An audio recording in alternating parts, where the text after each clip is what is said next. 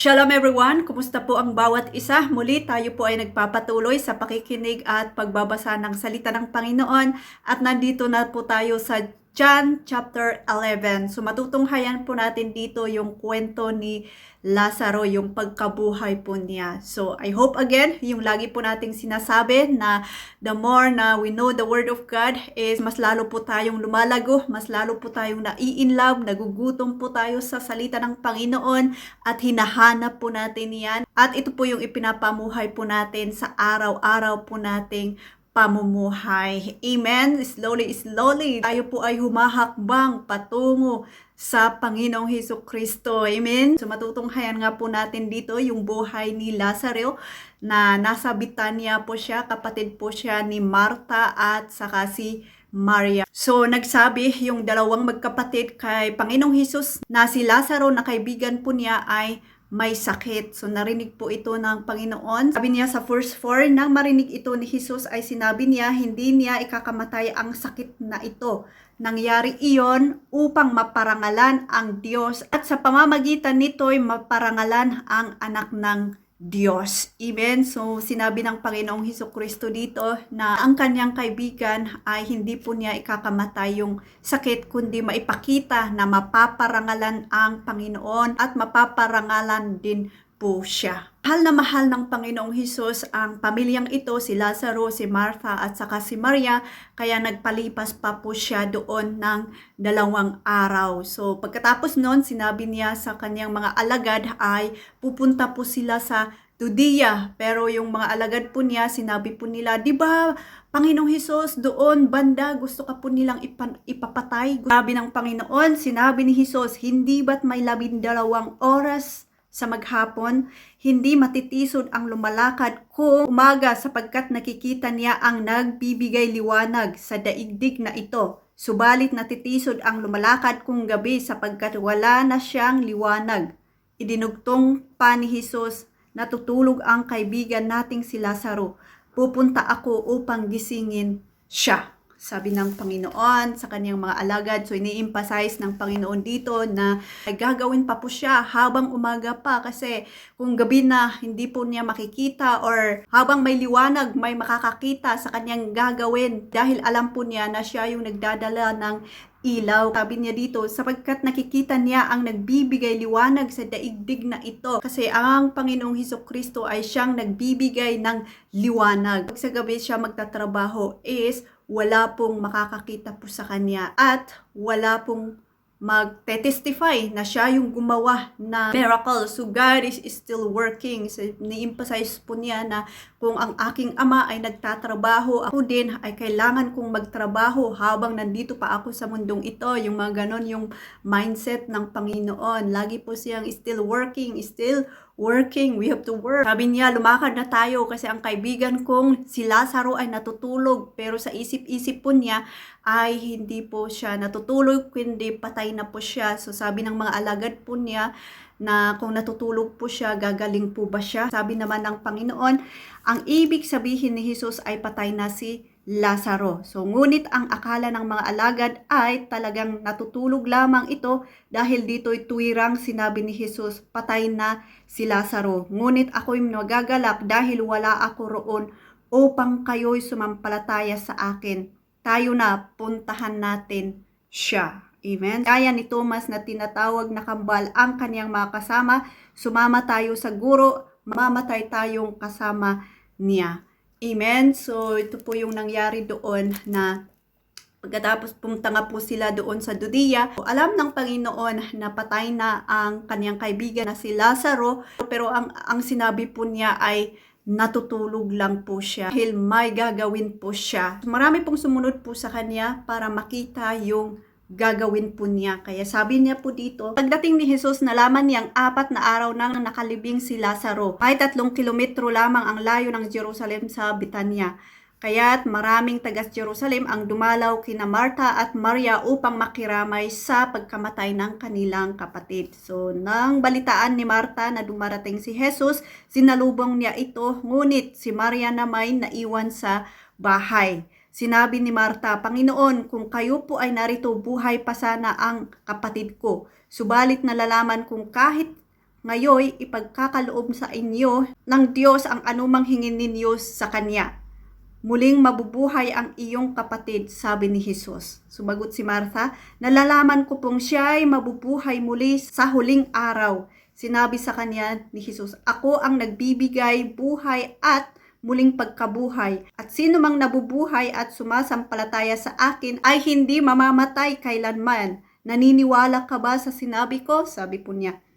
Sumagot siya, opo Panginoon, sumasampalataya po ako sa inyo at niniwalang kayo nga ang Kristo, ang anak ng Diyos na naparito sa daigdig. So pagkatapos nito umuwi si Martha, tinawag niya si Maria at binulungan, narito na ang guro at ipinapatawag ka. Pagkarinig nito'y nagmadaling tumayo si Martha upang salubungin si Jesus. Wala pa si Jesus sa nayon, naroon pa lamang siya sa lugar kung saan siya sinalubong ni Martha. Nang makitang si Maria ay nagmamadaling tumayo at lumabas, sinundan siya ng mga Hudyo, nakikiramay sa kanila. Akala nila ay pupunta siya sa libingan upang umiyak. So pagdating ni Maria sa kinaroroonan ni Jesus, nagpatira pa siya sa paanan nito at nagsabi, Panginoon, kung narito po lamang kayo, hindi sana namatay ang aking kapatid. Nahabag si Jesus at nabagabag ang kaniyang kalooban nang makita niyang umiiyak si Maria. Pati ang mga Hudyong kasama nito, saan ninyo siya inilibing? Tanong ni Jesus. So, sumagot sila, Panginoon, halik kayo at tignan ninyo. Tumangis si Jesus kaya't sinabi ng mga Hudyo, talagang mahal na mahal niya si Lazaro. Sinabi naman ng ilan, na paggaling niya ang bulag, bakit hindi niya nahadlangan ang pagkamatay ni Lazaro? Amen. So ito po yung nangyari sa buhay ng tatlong magkakapamilya po dito, si Martha, si Maria at saka si Lazaro. So yung mga Paraseo naman, sabi po nila na pagaling po niya ang bulag. Pero itong kaibigan po niya, hindi po niya nahadlangan yung pagkasakit po niya.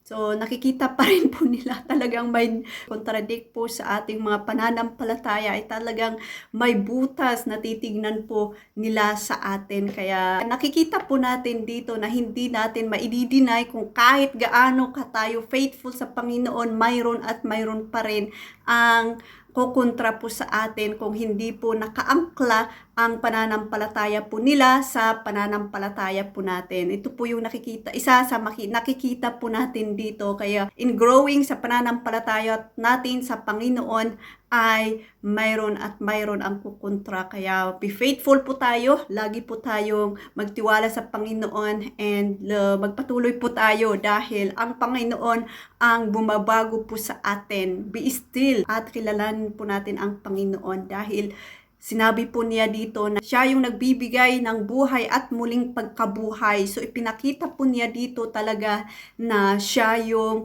nagbibigay ng buhay at pagkabuhay muli. Ipinakita ng Panginoon dito na kung bubuhayin ko po siya ngayon, naniniwala ka po ba? So yun po yung gustong ipakita ng Panginoon dito na talagang kaya niyang gawin kung ano yung gusto po niyang gawin para maparangalan ang Ama at maparangalan din ang kaniyang pangalan at makita ng mga tao na He is the Messiah, He is the Lord, He is the King of Kings na isinugo ng Panginoon dito sa mundong ito. So ito po yung gustong ipakita ng Panginoon na even though na naniniwala po sila na sa huling araw ay makikita po nila si Lazaro, pero hindi lamang sa huling araw siya mabubuhay, pwede kong gawin ngayon at ginawa ngayon ng Panginoon. Ipinakita po niya. So sabi niya dito, muling nabagabag ang kalooban ni Jesus pagdating sa libingan. Nahabag ang Panginoon. Ang pinaglibingan kay Lazaro ay isang yungib na natatakpan ng malaking bato. Alisin ninyo ang bato, utos ni Jesus. Ngunit sumagot si Martha, Panginoon, nangangamoy na po siya. Ngayon, 4 na araw na siyang patay. So sinabi ni Jesus, hindi ba't sinabi ko sa iyo na kung sasampalataya ka sa akin ay makikita mo ang kaluhalhatian ng Diyos? Kaya't inalis nila ang bato.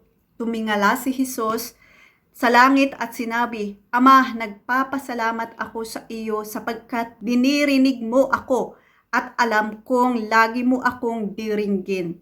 Ngunit sinasabi ko ito dahil sa mga taong naririto, upang maniwala silang ikaw ang nagsugo sa akin. Amen.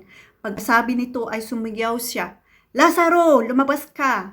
Lumabas nga si Lazaro na nababalot ng tilang panlibing ang mga kamay at paa. May nakatakip ring tela sa mukha. Inutos ni Jesus sa kanila, kalagan ninyo siya at nang makalaya. Dito po ipinakita ng Panginoon that He is the resurrection and He is the life. Kaya panawalaan po natin ang Panginoon that He is truly the Lord. He is the Messiah. Ito po yung gusto ng Panginoon na ipakita sa mga tao na paniwalaan po natin siya that He is the Lord. Marami po kasing tao na hindi po naniniwala po sa Kanya. Kahit marami po siyang ginawang miracles, papagaling po siya sa mga bulag, sa mga nasasapian ng demonyo. Pero ngayon, inuhay niya ang patay. At marami pong nakakakita doon at yun po ang gusto niya na maniwala po kayo sa akin.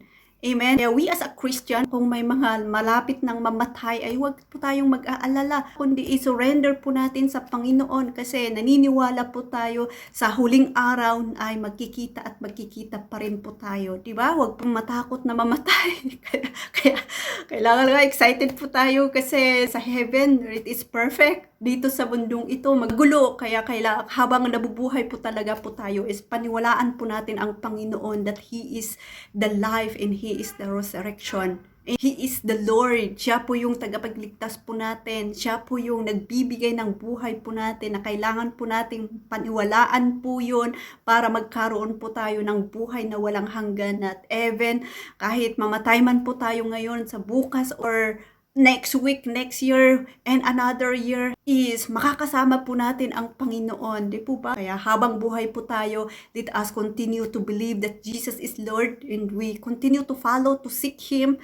And share din po natin kung ano po yung natagpuan po natin sa Kanya dahil ito po yung napakahalaga sa atin. Ito yung magbibigay ng buhay po sa atin kahit mamamatay po tayo is makakasama pa rin po natin yung mga pamilya po natin pagdating ng huling araw kung tayo po ay nakakakilala sa Panginoong Hesukristo na siya yung tagapagligtas po natin. Amen? So paulit-ulit na ito po yung nasasabi po natin kasi napakahalaga ito sa ating buhay. Ito po yung magbibigay ng buhay po natin na walang hanggan. Magkikita at magkikita po tayo kung saan naruroon ang Panginoon. Di po ba? So, amen. So, let us continue that believe that Jesus is the life. He is the resurrection and He is our God sa ating buhay. Siya yung nagbigay ng bagong buhay po sa ating buhay. Amen? Aming nakakita doon at marami na namang kontra dito yung mga Paraseyo, nag-isip-isip po sila kung paano po nila dakpin ang Panginoong Hesukristo dahil ngayon po lang nangyari iyon na bumuhay po siya ng patay. Amen? So itong mga Paraseyo naman gusto po nilang ipadakip pero marami pa ring sumampalataya po doon. So dahil nga gusto po nilang ipdakpin ang Panginoong Hesukristo ay hindi muna siya naglingkod doon sa part ng Judea, kundi nagpunta po siya sa Ephraim at doon muna siya nanirahan. So yun. So pagdating ulit ng pista doon sa Jerusalem, inaabangan po nila si Panginoong Hesukristo. Kung mayroon po siya doon, so sabi ng mga Pariseyo, kung nakita niyo po siya, ipaalam niyo po sa amin. So yun po yung mga gawain ng mga Pariseyo. Abangan at inaabangan po nila ang Panginoon. Amen? So yun po yung nakita po natin dito na truly that Jesus is the life and the resurrection. Siya ang Panginoon na kayang bumuhay ng mga patay hindi lang sa huling araw. Yun, continue to believe that Jesus is Lord sa ating buhay dahil soon, the last days ay magkikita at magkikita sa ating mga pamilya kung sila po ay nauna na. Tayo naman na nabubuhay pa is let us continue na share ang salita ng Panginoon. Let us continue na hanapin pa ang Panginoon na siya talaga yung Panginoon sa ating buhay. Manatili po tayo sa Kanya dahil ito po yung magbibigay ng buhay na walang hanggan po sa atin. Yung pagtitiwala, yung pananampalataya po natin na truly that He is the Lord. Siya po yung sinugo ng Ama para paglingkuran po tayo at para ipakita kung ano yung ginagawa ng Ama, ayun din po yung ginagawa po niya dito sa mundong ito.